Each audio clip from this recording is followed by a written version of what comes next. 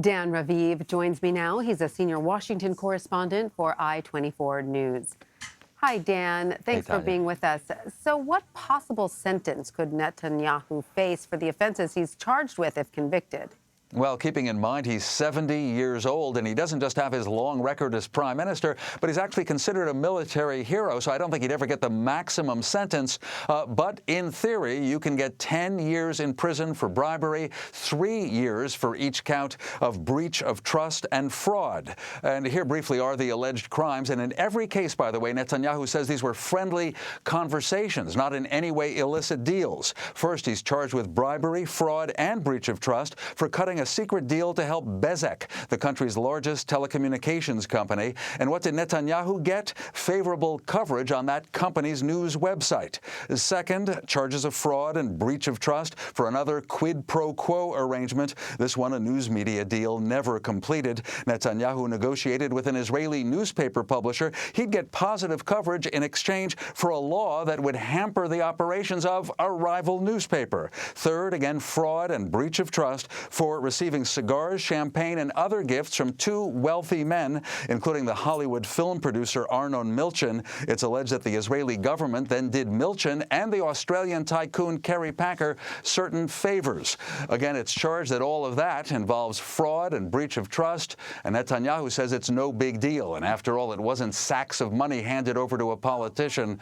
So there are a lot of Israeli voters who don't quite understand how this is bribery. Tanya? So then how have these corruption charges, affected the politics of Israel in both Netanyahu's party and among the opposition? You know, the charges, almost with every detail known, have been around for about 2 years.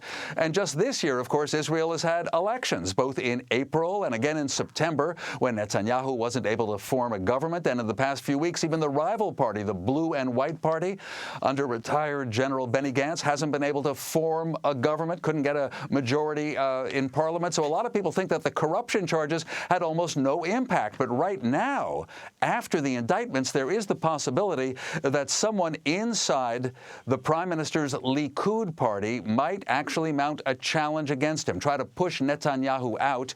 And in the Blue and White Party, where there had been a willingness to maybe form a big national coalition together with Netanyahu's party, well, the word now from Gantz and his partners in the Blue and White is, hey, we got more votes in September. We didn't get a majority, but we're not going to work with Netanyahu, the criminal.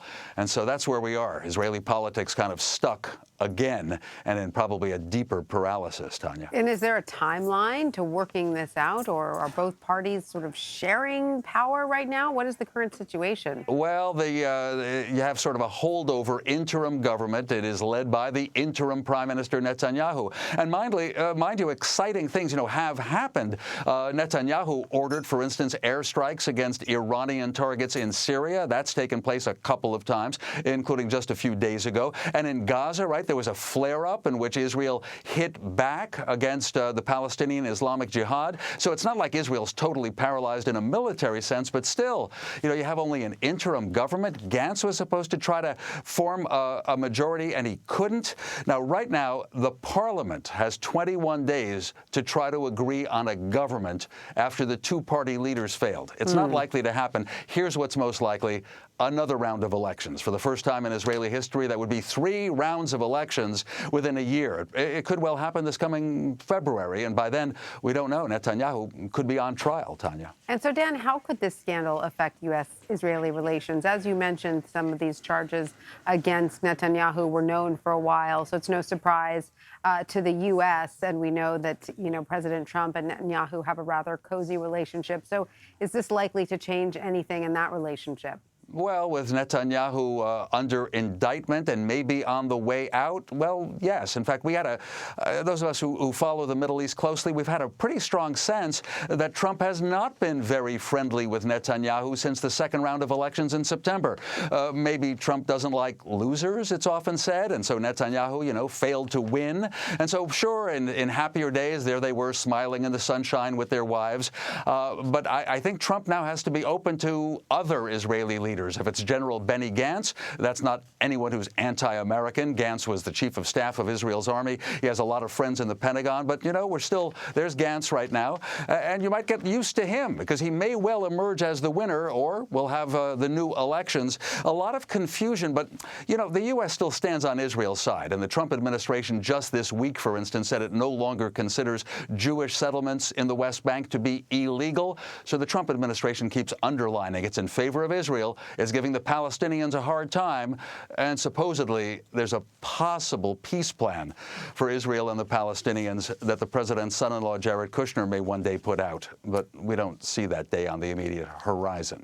All right, Tanya. Dan, Raviv, we thank you so much for your insight. Okay.